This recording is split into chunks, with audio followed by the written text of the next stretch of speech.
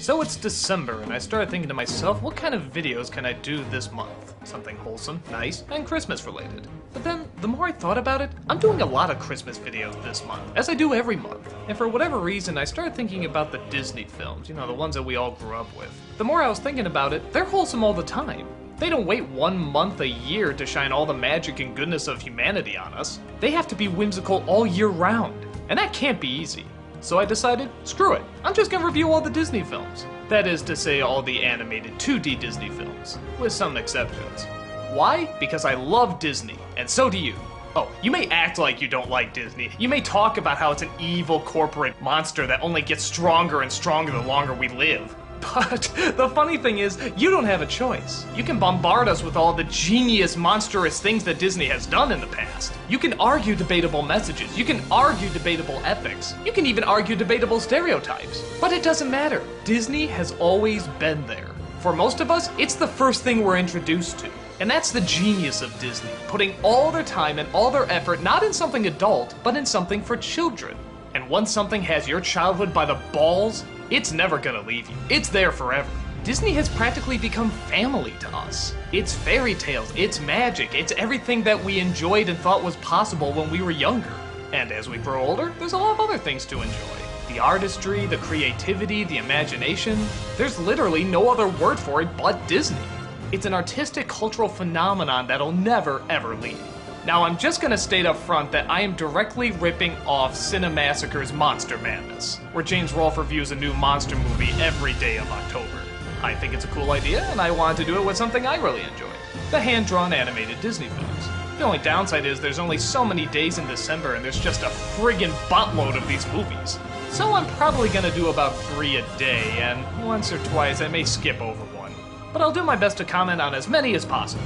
And keep in mind, this is just my own personal opinion. If you like or hate any of these films, there's nothing wrong with that. I'm just putting out there what I think of some of the most beloved classics of all time. So, sit back and enjoy the month of what I like to call Disney-Semper. Let's start off with the very first animated film ever made, Snow White and the Seven Dwarfs. We often associate the Disney formula with a princess in a big castle and some sort of far-off fairy tale. And even though not all the films are like that, in fact probably not even the majority, that's the one kids seem to like the most, and it started at the very beginning. Disney knew then that the more timeless you can make something, the longer it'll be around, so logically it makes sense to start off with a fairy tale. And as a first film goes, it's pretty damn impressive. I mean, okay, it's not entirely timeless. I mean, the designs are kind of 40s. Some of the characters aren't as developed as children's films are today. And Snow White's singing voice is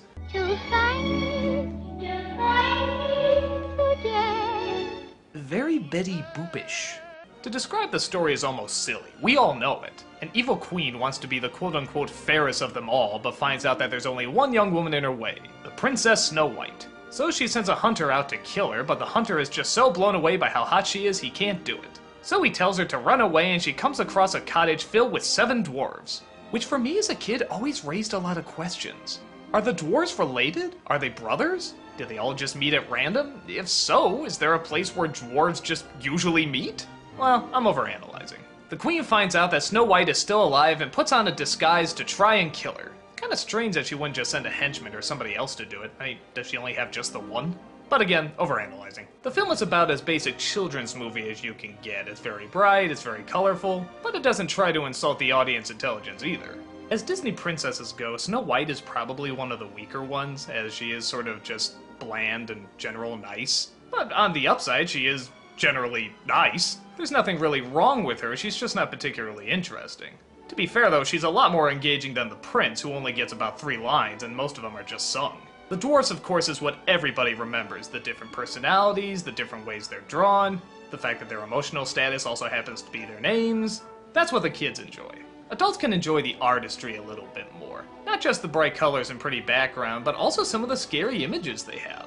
While the story itself is not especially dark, it was pretty ballsy to throw in some of this really creepy imagery. The queen as a villain, when you really analyze it, is a pretty boring villain. She doesn't say much, she doesn't do much. Just a really vain woman is nothing really that fascinating in a kid's film. But what keeps her pretty enjoyable, again, is the animation. She's just drawn great. I mean, she has this permanent frown on her face. I'm trying to think if I ever saw her smile in the film. And of course, the design of her after the transformation is just awesome. It used to scare the crap out of me when I was a kid. But in general, does Snow White hold up as a film even if you emotionally disconnect it from the fact that you saw it when you were a child? Well, the key word there is emotion. Much like The Wizard of Oz or even Where the Wild Things Are, this is a film that is entirely fueled on emotion. Logic plays very little part in it. And to be honest, I find films like that very fascinating. They don't give you what you logically or ethically want to see, they give you what your emotions want to see. Like the prince comes, kisses her, and they ride off into the castle. Well, okay, how did he find her? Where did he come from? Did they ever have a conversation in the movie? Does it make sense that they would ride off together? Of course not, but that's not what your emotions want to see. They want to see the happiest of endings after the saddest and darkest of moments. Oh, yeah, don't think this scene didn't fuck me up. You can keep Bambi's mom, you can keep Simba's dad. This is the scene that rips me to shreds. Why? Because it's like a wake, literally down to the organ music. How much more depressing can you get? The dwarves aren't just crying, they are sobbing, bawling over the fact that they've lost the only woman that's ever come into their lives. So of course as a young boy, I'm sitting there thinking, I'm tough, it's just a cartoon. It ain't gonna leave an impact on me. Oh no, not Grumpy. Not Grumpy, no, he was the tough one, not Grumpy, not Grumpy. No, there's no hope for humanity. Just slit your throat right now, there's no purpose in living. But that's just how the film works. It did well to help kids emotionally connect with things that we weren't often used to connecting with. And sure, she comes back to life, they live happily ever after, but we didn't know that. Even if we did, this is still a pretty sad thing to go through. For a little kid, this is pretty heavy. So, apart from it just being groundbreaking as the first animated film, I think actually it does hold up for little kids, and I'd even argue adults. Is it complex? No. Is it engaging? No. But its emotional simplicity does manage to tap into the audience, to a point where we're not even questioning the obvious logical problems that are just staring us in the face, creating a world for us where happily ever after is okay to believe in.